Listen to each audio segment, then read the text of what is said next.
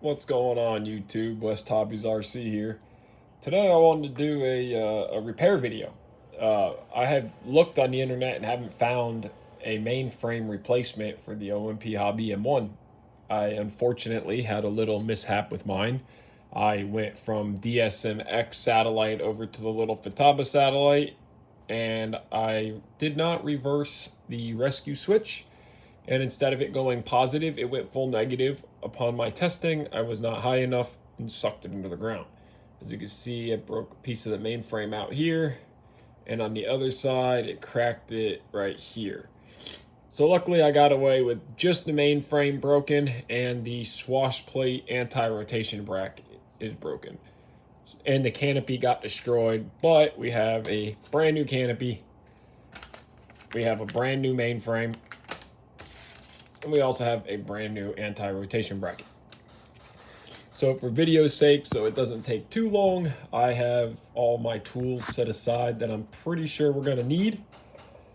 From what it looks like to me, we can take all the screws out of the mainframe, remove the boom, and take the skids off, and these four 1.5 millimeter Allen head that hold this mainframe plate assembly to the frame, and this whole section, and remove these four Phillips screws on the FBL and ESC. This whole thing should technically remove out. I kind of think we're going to have to cut a zip tie here and unplug the ESC wires. I'm not exactly sure, but we are going to find out. So let's get started cutting these parts open and see what we can do. I did learn to always make sure that you test everything on the ground.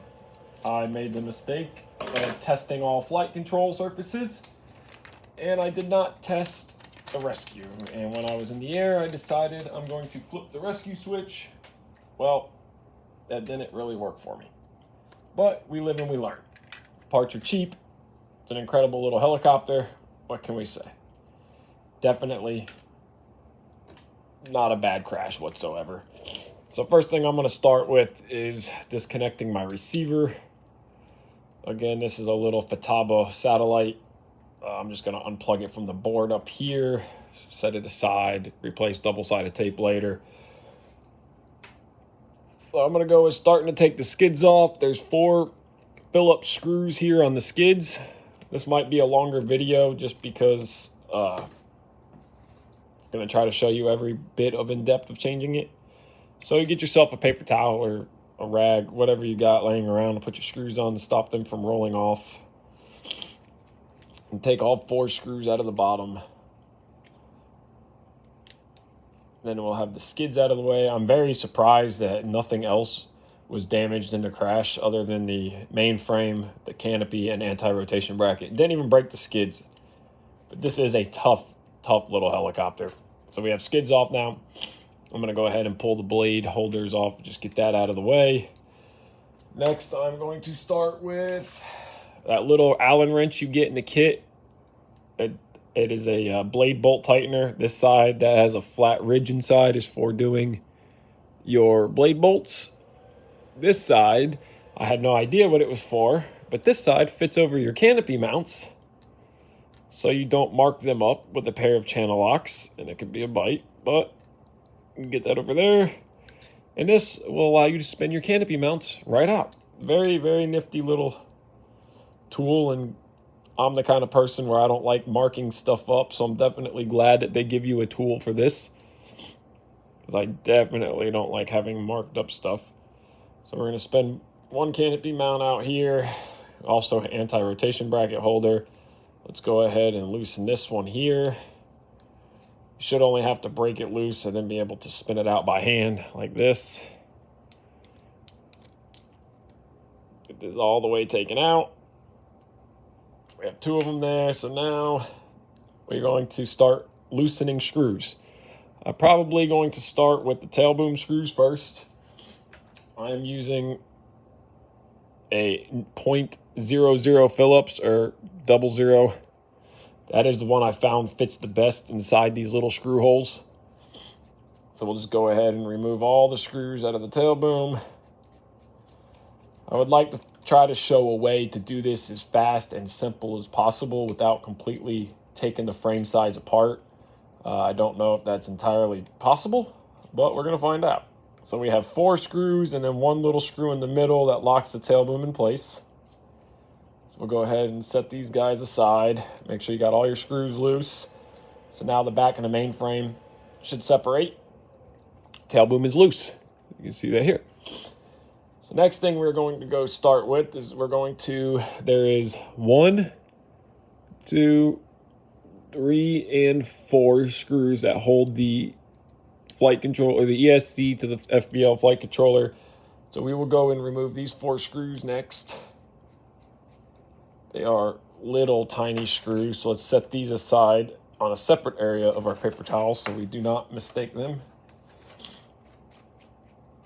It also, in the crash, it did crack the ESC and it shoved the battery up. I don't know if you can see this too well, but right there at the mounting point, it's cracked. Let's see if I can get this thing to focus. It kind of cracks down like this, moves down. It busted this little guy loose here, which I already put a little bit of glue on before the video so it would dry. But everything does work, so I'm just going to leave it. If it ain't broke, don't fix it.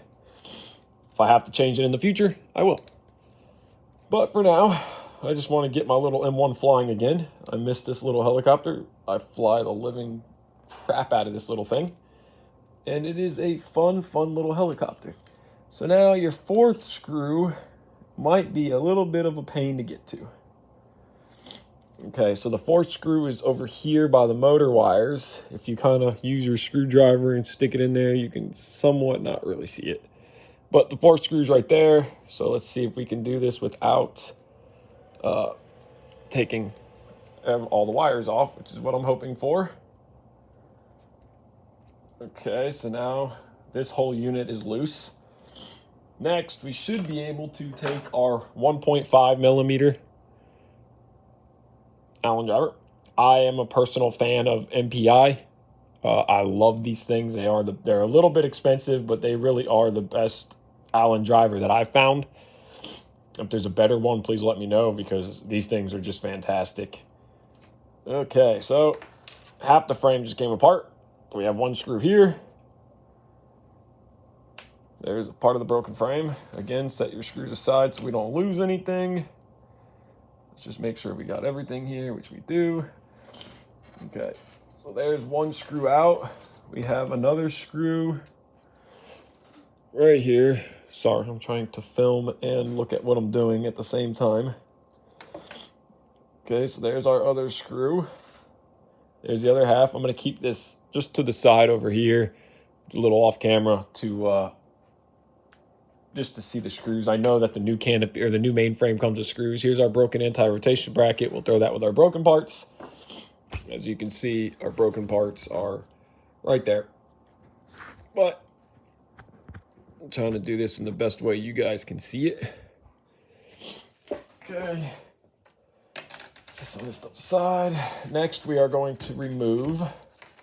There is 2 more screws in here. There's 1 here. We get a flashlight. Let's see if you guys can see this a little better. Okay, there you go. You got 1 screw there, 1 screw there, and then this whole pod assembly here should lift up off of the frame.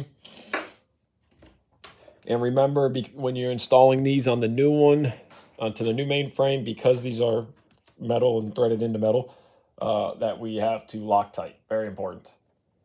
You don't want to have no Loctite on these. They can vibrate out. You don't have to do Loctite, or nor should you put Loctite on anything plastic to plastic. But anything metal to metal definitely needs Loctite. So that worked exactly how I thought it would. Let's get the last screw out of here. We got 1 little screw stuck right here. Oops, sorry guys. Camera slid down. Sorry about that. All right, so we got the broken piece of our mainframe.